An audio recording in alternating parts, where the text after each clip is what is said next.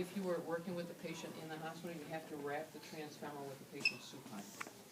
You could wrap the transtibial with the patient sitting, because they're sitting in the chair, you're sitting in front of them, you want their knee in extension, they could have their leg either on a stool, or they could be on the elevated leg rest with their leg extended.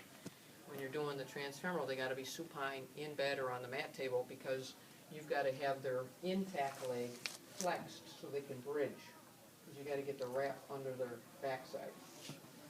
So we're gonna use the same principle again. We're gonna start up here. The patient's gonna hang on to it. I'm gonna come down and across. I'm gonna grab that distal limb, put a little pull on it, coming up. Okay, so there's the beginning of my figure 8. Now I gotta say to the patient, bridge. They lift their buttocks up, I come around, and I anchor that spot. Now you could go around another one to really anchor it. I'm going to come down and see if I can catch the medial aspect here.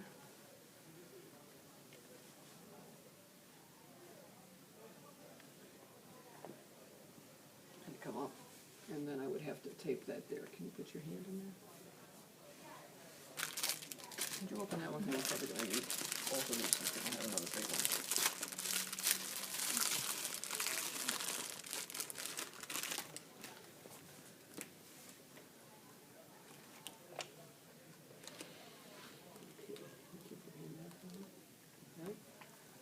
Anchor that. Okay. Now it's adhered. Now I gotta come down and I gotta catch this aspect here. I can stay down here on the residual limb, anchor that. Back around. And then tape it. This gets a little hard, obviously, in the perineal area. The patient should have an undergarment on. Let's see how we did. So we got all that in two rows. Okay. So same concept. Start above the joint, come down, grab the residual limb, come back up, anchor. Then you could spend a couple wraps down here instead of, I went back up here and ended up anchoring another one. I could have, from that one I could have come here, okay, as long as I don't have any wrinkles.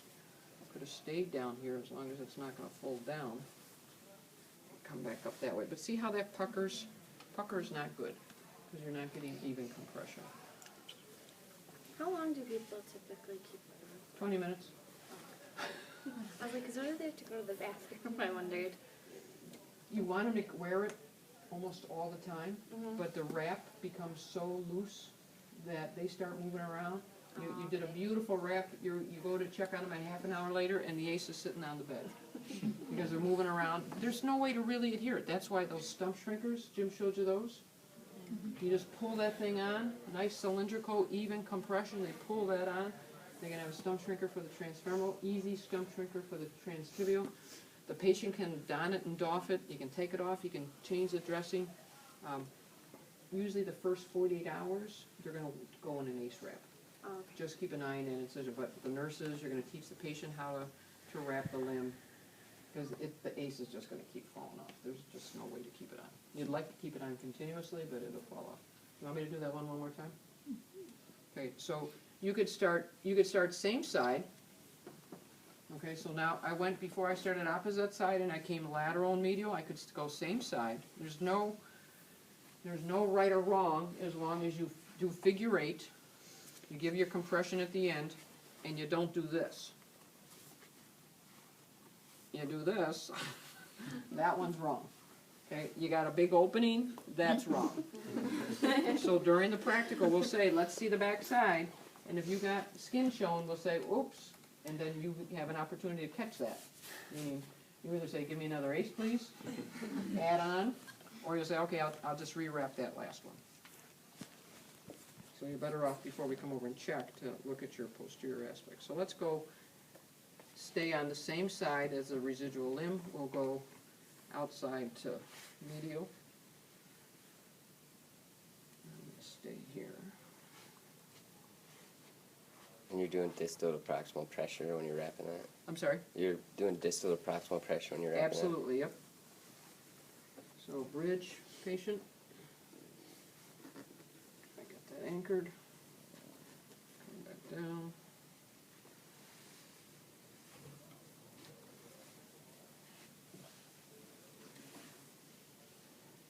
I might have to tape that. Let's look up and let's pick up and see what we got. I got that one covered too. That's the value of the big wraps. I'll see if Dr. Rivers has the old wraps around.